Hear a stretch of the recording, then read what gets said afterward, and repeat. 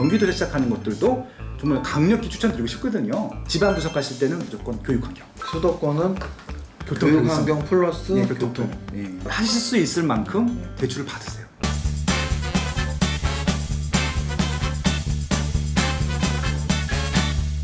주식도 줄임이가 있으니까 당연히 부동산도 불임이가 있을 것이고 네. 부동산 아직 개념에 안 섰거나 하신 분들이 보통 이제 청약예금부터 재테크 차원에서 붙기도 하고 근데 요즘 보면은 어떤 분들은 야, 청약 되지도 않고 그냥 돈 모아서 매매하는 게 나아 아니고 어떤 분들은 그래도 내가 싸게 살 기회가 있으니까 계속 청약 당첨을 노리는 게 나은데 저자님께서는 그래도 젊으신 분들 뭐 네. 30대 목돈 마련 중에 청약예금 계속 부었다면 청약을 통해서 아파트를 첫 구입을 하는 게 난지 아니면 뭐 전세 끼고 보통 그렇잖아요. 전세 끼고 뭐 대출 받아서라도 뭐 빨리 집을 사는 게 난지 어떤 쪽이 더 젊은 분들에게 나을까요? 근데 이게 주식하고 좀 다른 게 이게 원한다고 살 수 있는 게 아니거든요. 청약 같은 경우는 가점이라는 게 있고 네. 조건이 마련이 되기 때문에 일단 저는 이제 17세가 되면 만 17세가 되면은 이게 청약 통장 이제 무조건 만들어요. 예, 왜냐면 그 기간에 인정을 해주거든요. 그래서 이제 무조건 한 달에 10만 원씩 넣어야 돼요. 10만 원씩 꾸준히 부으면 될 것 같고요.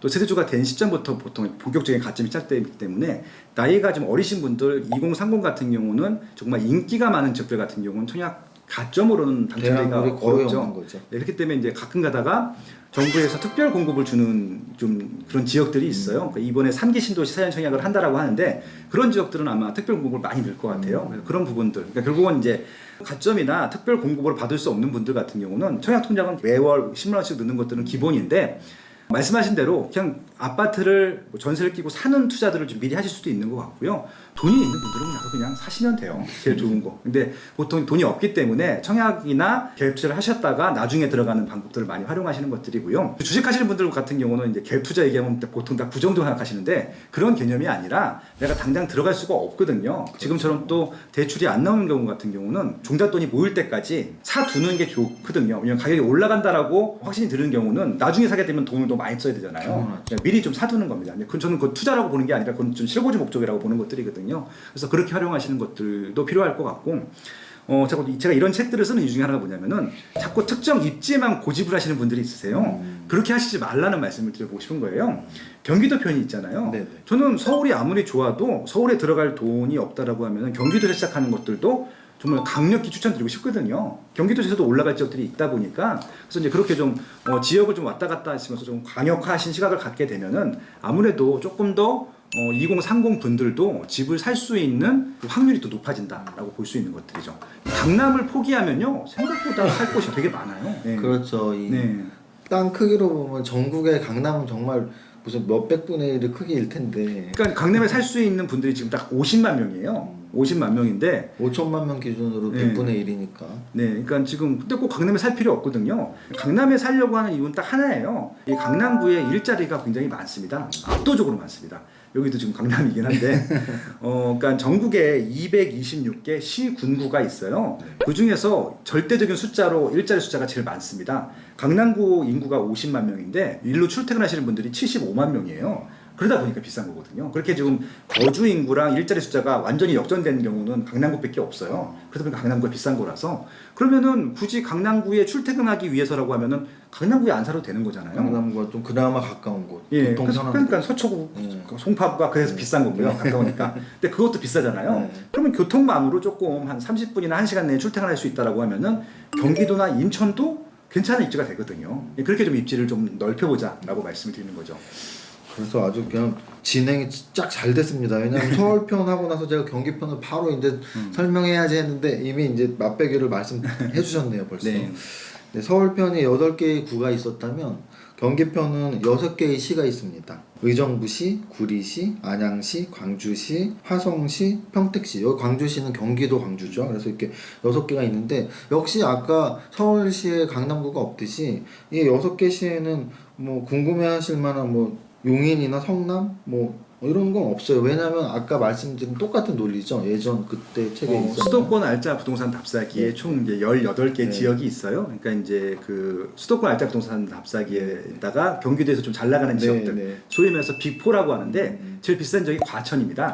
과천. 성남, 하남, 광명이 있는데 이 지역은 말 그대로 그 입지만큼은 안 되지만 거의 준하는 입지들입니다. 그리고 지금은 좀 저렴한 입지고 향후 5년 내, 10년 내 굉장히 시세가 많이 올라갈 수 있는 호재들이라든지 뭐 이런 것들이 많이 있는 잠재 가치가 있는 그런 지역이라고 보시면 될 것 같아요. 그래서 제가 그 질문을 드리고 싶었어요. 강남구가 비싼데 사실 거기서 그 강남구의 집값을 지불할 수 있는 많은 사람은 많지는 않고 네. 그러면 어쨌든 강남과 좀 교통이 편한 그런데 지금 상대적으로 훨씬 싼 근데 앞으로는 올라갈 확률이 높은 그런 경기도의 지역들도 좋다. 그래서 어찌 보면 지금 여기에 6개의 시가 있지만 이 시를 포함해서 여기 없더라도 하나만 말씀해 주실 수 있나요? 지금 이 강남, 그러니까 이 한강 이남 경기도 쪽은 다 비싸요 지금.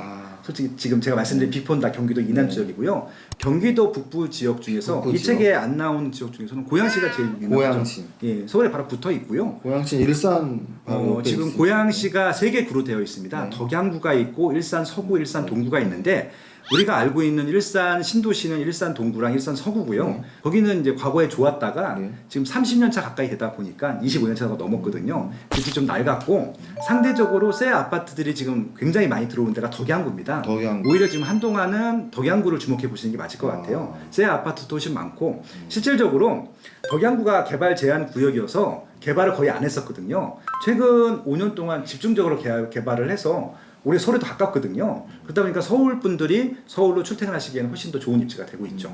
그리고 이제 최근에 제4차 국가 철도망이라든지 아니면 여러 가지 택지 개발 사업들 이번에 3기 신도시 발표를 했는데 두 번째로 큰 신도시가 고양 창릉 신도시거든요. 뭐 그런 지역들. 그래서 굉장히 지금 정부에서도 의도적으로 그리고 또 좋게 의욕을 가지고 서울에 있는 수요를 분산시키기 위해서 굉장히 공을 많이 들이고 있는 지역입니다. 그래서 고양시 덕양구 지역들 한번 주목해 보시라고 말씀을 드리고 싶네요. 당연히 뭐 이 주택 가격이라는 게 뭐 비싼 동네 싼 동네가 있는 건데 가격 대비 서울에 비싼 집을 아직 사실 여력이 없지만 그래도 집을 일찍 시작하고 싶으신 분들은 서울의 집값이 예를 들어 10억이면 10억을 다 모을 때까지 기다리기 전에 그렇죠. 뭐 그거보다 좀 더 적은 돈 모였을 때 서울 근교의 지방을 공략하는 것도 굉장히 좋은 방법이고 그 중에 하나를 고양시 덕양구를 말씀해 주신 겁니다. 그러니까 이제 서울에 붙어 있는 그 경기도 중에서 새 아파트가 84라고 하는데 34평 기준으로 10억을 안 넘은 아파트가 없어요.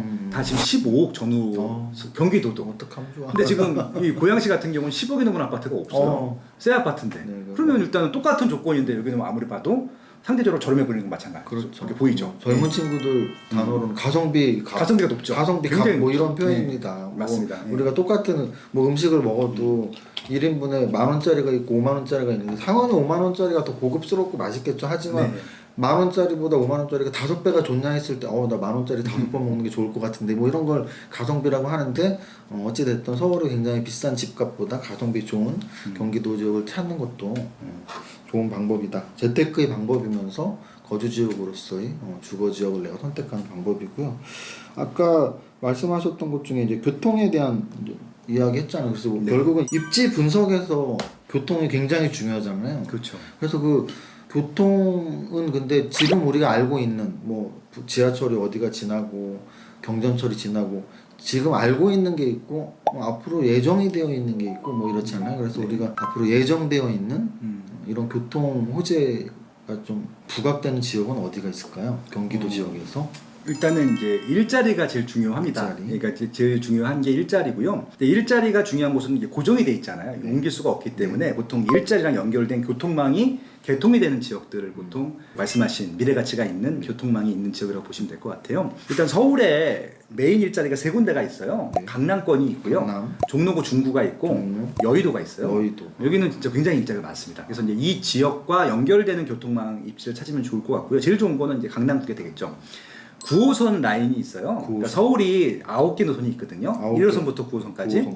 근데 이제 거기서 이렇게 메인 일자리를 환승하지 않고 한 번에 갈 수 있는 노선이 제일 좋은 거거든요. 그러니까 만약에 이제 종로구, 중구, 여의도, 강남구 이렇게 도는 노선은 없죠. 없죠. 예, 그나마 2호선이 비슷하게 속내를 내는데 2호선은 또 여의도를 안 가기 때문에 일단 2호선은 논외로 하고 9호선이 여의도랑 강남을 관통을 합니다. 그래서 여의도가 지금 여의도 주변에 있는 그런 역들의 아파트들이 제일 비싸요. 아. 예, 그러니까 여의도가 그 9호선이 개통되기 전까지는 3호선이 제일 비쌌습니다. 왜냐면은 종로구 중구랑 강남을 혼탕하거든요. 그러니까 이제 9호선이 생기기 전까지는 3호선 라인이 제일 비쌌고요. 9호선이 지금 제일 비싸죠. 그런 식으로 아마 지금 해당 역세권에 있는 부지를 찾아주시면 좋을 것 같고요.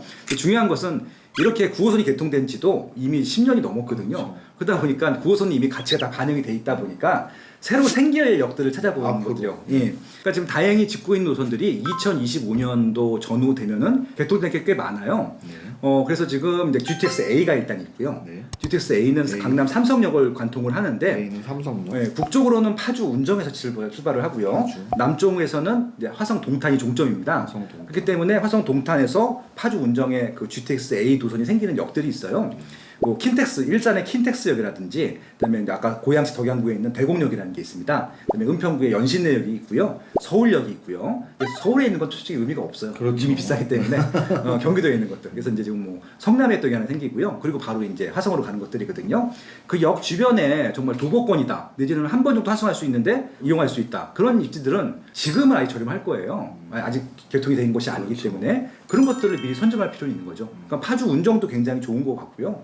대곡역 주변도 좋은 것이고요. 여신내 주변도 지금 주목해볼 필요가 있는 것들. 그러면은 그 GTX A가 개통된다는 건 다 알고 있지만 또 네. 역도 뭐 거기 역이 생겨라고 그렇죠. 다 알고 있지만 아직 개통되기 전에는 완벽하게 그 가치를 다 반영하지 않는다는 뜻인 거죠. 그렇죠. 대표적인 게 이제 예전에 신분당선, 네. 강남역에 오는데 신분당선이 개통되기 전 광교신도시와 신분당선이 개통된 다음에 광교신도시는 가격이 더블스코어도 더 차이 나요. 예, 그 전에 2010년대 초반에 광교신도를 처음에 분양하는데 분양가가 1,200, 1,300 그랬어요 평당. 미분양이 났었어요. 근데 지금 4천, 5천 하거든요. 광교신도시가 역세권 주변들은 개통된 다음에 그렇게 가격이 올라가는 것들이거든요. 그렇기 때문에 이게 뻔히 개통된 거 알면서도 미리 못 들어갑니다. 일단 불편하니까. 그래서 이제 실거주 목적을 우리가 고려한다면 네. 개통되기 전에는 당장 그 전철을 탈 수 있는 게 아니니까 그렇죠. 개통되고 나서야 우리가 편리를 실감할 수 있고 야 저기 진짜 편해졌네 하고 이제 더 비싸진다는 뜻인 거네요. 그렇죠. 그래서 이제 그렇게 좀 광역이고 좀 속도가 빠른 노선들 같은 경우는 그럼 거의 100%라고 봐도 되거든요. 그게 올라가요. 그렇기 때문에 파주 운정도 지금부터 신경 쓰시는 게 맞을 것 같고요. 킨텍스라든지 대곡 역세권이라든지 아니면 또 그 경기도 안보의 성인, 용인, 성남, 용인 이런 지역들도 여기 생기기 때문에 그런 지역도 볼 필요가 있고요. GTX급은 아닌데 또 그 비슷한 시기에 개통되는 게 있어요. 신안산선이라고 해서 신안산선. 그건 여의도로 가는 겁니다. 아. 여의도에서 안산에서 출발해서 여의도 가는 것들인데 그 역 사이에도 굉장히 일자리가 좋은 곳들이 많거든요. 그런 역들도 주목해 볼 필요가 있을 것 그 같고요. 안산 쪽이 좋아지는 건가요? 안산의 출발? 그렇죠. 안산에서 예, 여기까지. 안산이 굉장히 비싸지고 최근에 또 안산 가격이 많이 오른 이유 중에 하나가 그런 것들이 있습니다. 최근에 또 시흥시도 많이 올랐는데 그러니까 많이 올랐다는 게 서울에 비해서 아직도 싸요. 근데 워낙 쌌던 입지라서 많이 올랐는데 그런 것들이 서서히 반영되기 시작하는 것들이거든요. 지금도 싼 편이고요. 그리고 이제 GTX B하고 C가 있는데 이건 아직 착공을 안 했어요. 아직. 예, 저는 이거는 착공한 다음에 따져보자고 말씀드립니다. 아. 왜냐하면은 순수 공사 기간만 5년이 넘게 걸리거든요. 근데 지금 설계 기간이라서 설계 끝난 다음에 고려하셔도 늦지 않거든요. 그러니까 지금 뭐 미리 들어가시는 거 오히려 반대고요, 저는. 예, 오히려 지금은 GTX A의 그 공사를 하고 있으니까. 지역에 관심을 갖고 그리고 나중에 먼저 뭐 갈아타기를 한다거나 다른 기회가 있을 때 또 B나 C에 그렇죠, 관심을 그렇죠. 가지면 되는 거겠네요. 예, 그리고 이제 또 신안산선 출산드렸고 서울 내에도 경전철이 좀 개통이 되는 것들이 있어요. 경전철. 지금 이제 신림선이라고 해서 여의도에서 출발해서 서울대 입구까지 가는 것들이 있는데 일단 여의도를 출퇴근할 수 있는 노선이기 때문에 그 역세권들도 좋긴 한데 이게 왜 좋냐면요. 서울에서도 이쪽 동남권이라고 하는 서초, 강남, 송파구, 강동구는 비싼데 이쪽에 서남권 쪽은 좀 저렴하거든요. 소위 말해서 이제 금강구라고 하는 곳이 있습니다. 금천구, 관악구, 구로구. 그 지역을 지나가요. 지금은 저렴한 입지이기 때문에 개통이 되게 되면은 요 신림선 같은 경우는 여의도에서 9호선 환승이 가능하고요. 또 보라매역에서 7호선 환승이 가능하고 신림역에서 2호선 환승이 가능하거든요. 이게 다 메인 일자리랑 환승을 할 수 있는 노선들이어서 이 신림선 같은 경우는 지금은 저렴하지만 또 가격이 또 많이 올라갈 수 있는 그런 입지로 충분히 분석을 할 수 있는 입지대가 되는 거죠. 정말 이 교통이 정말 중요한 것 같네요. 그리고 또 교통 질문을 드리니까 머릿속에 있는 게 그냥 그대로 싹 나오니까 얼마나 중요한지 알겠습니다. 교통이 워낙 중요하니까 정확히 다 파악을 하고 계신 거라고 생각이 드네요. 그러면 입지 분석, 내가 어느 지역에서 살지, 또 그 실거주 목적으로 산 아파트가 앞으로 올라가야 되는 것까지 판단을 해야 되는데, 입지 분석을 할 때 뭐 실거주 목적으로 우리 회사 가깝고 이런 거는 논외로 하고, 네. 이제 투자 가치로서 올라간다는 가능성이, 이제 교통의 편리성을 제가 첫 번째로 질문을 했는데, 두 번째는 그러면 우리 저자님께서 교통 봤으면 다음은 이거야라고 할 만한 입지 분석에서의 기준점이 뭐가 있을까요? 뭐 교통만큼이나 또 중요한 게 교육 환경. 교육 환경. 네, 근데 교육 환경 같은 경우는 좀 안타까운 게 교통은 호재가 될 지역들이 점점 많아지고 있는데 교육 환경은 점점 줄어들고 있어요. 오히려. 평준화 때문인가요? 그런 것들도 있고 절대적인 이유는 학생 수가 줍니다. 네, 그래서 이제 교육 환경에 대해서 가성비를 따져봐야 되는데 학원 입장에서 보면은 예전에는 애들이 많기 때문에 점점 많아졌기 때문에 어느 곳이든지 학원 차리면 다 장사가 잘 됐거든요. 그렇죠. 요즘은 온라인 워낙 개통 발달해 있기 때문에 인강이라고 하는 걸 많이 듣고요.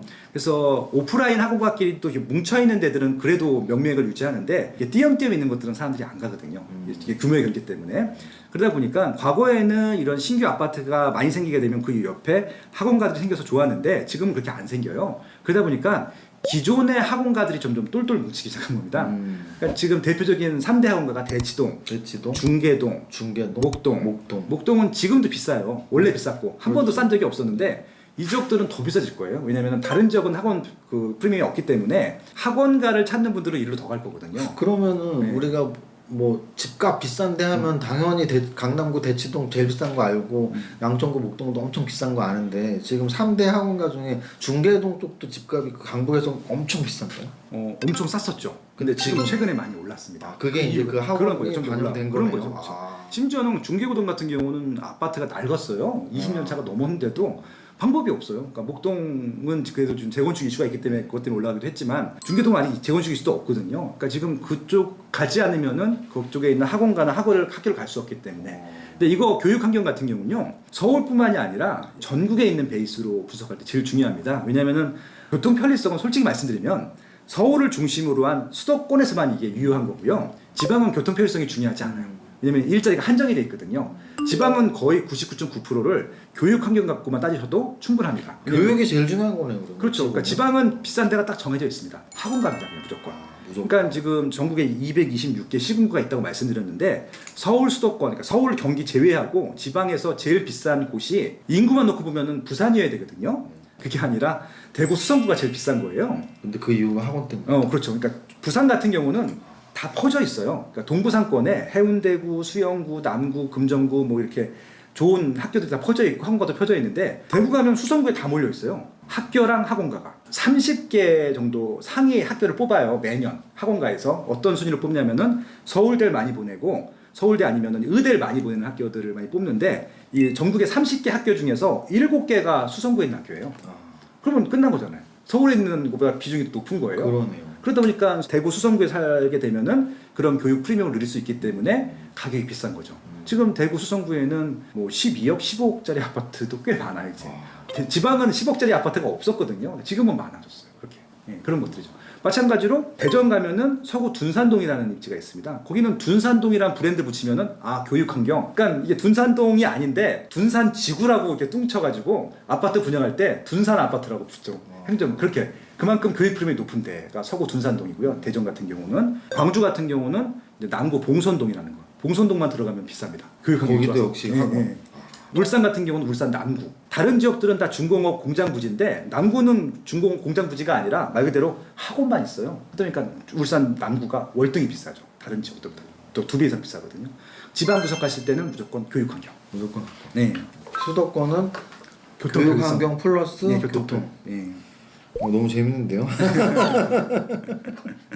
그러면 이제 이렇게 분석을 막 입지 분석을 해서 내가 진짜 사고자 하는 아파트가 생겼어요. 네. 근데 뭐 한채 있는 분들이 뭐 평수 늘리기 뭐 이런 식으로 갈 때는 좀 더 모아서 가고 이렇게 할 수 있는데 처음 집을 사는 분들은 정말 아까 말씀하신 대로 서울의 집값이 뭐 15억, 20억이 됐는데 뭐 월급을 평생 모아도 그 돈을 못 모을 수도 있고 그래서 레버리지 없이 사는 건 거의 불가능하다고 봤을 때 네. 정부에서 어느 정도 제한이 있어서 뭐 100% 레버리지를 뭐 내 돈 하나도 없이 살 수는 없는 거니까 네. 이 레버리지는 어느 정도 쓰는 게 맞는지 뭐 쓸 수 있는 만큼 최대한 써서라도 근데 또 그렇게 겁나는 분들은 그렇게 했다가 이자 비용만 계속 내고 또 집값이 안 오르면 어떡하지 뭐 이렇게 걱정하시는 분들도 있고 네.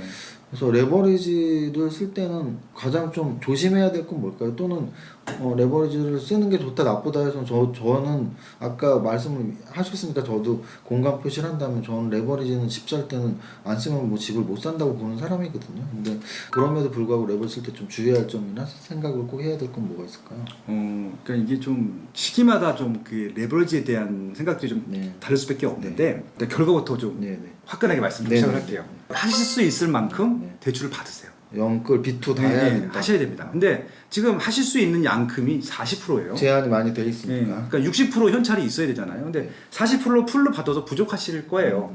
그러니까 저는 이제 이전 집 지금은 대출이 그만큼 안 되지만 이전 집 살 때는 70%까지 대출을 받을 수 있는 시기여서 박근혜 정부까지 그랬었습니다. 그래서 이제 그 대출을 받고 저도 서울에 있는 아파트를 샀는데 지금 그게 안 됩니다. 안 되기 때문에 어쩔 수 없이 대출을 풀로 받고요. 지금 또 제가 대출을 낼 때보다는 저금리잖아요. 그렇죠. 금리가 네. 워낙 낮아요. 그러니까 저는 그 정도 대출 받아서 이자가 부담스러울 분들은 집 못 사는 정도라고 생각하고 그럼 종잣돈을 더 모으시는 게 맞을 것 같고요. 근데 40% 정도 대출을 받으실 수 있는 분들은 받으시면 좋겠고요. 이게 서울같이 규제적 같은 경우는 또 무한정 나오는 게 아닙니다. 무조건 40%가 나오는 게 아니라 9억 원 이하까지만 40%예요. 15억 이상은 아예 대출이 안 나와요. 0%입니다. 0%. 그렇기 때문에 아마 15억 원 이하에서는 저는 대출 풀로 다 받아도 상관없다고 생각합니다. 대출 이자가 그렇게 높지는 않거든요. 그래서 대출이 높지 않고 예. 많이 주지도 않고 대출. 예, 9억 원 이하만 40%, 9억 원 이하의 40%니까 얼마 되겠어요? 한 3억 정도밖에 안 되겠죠.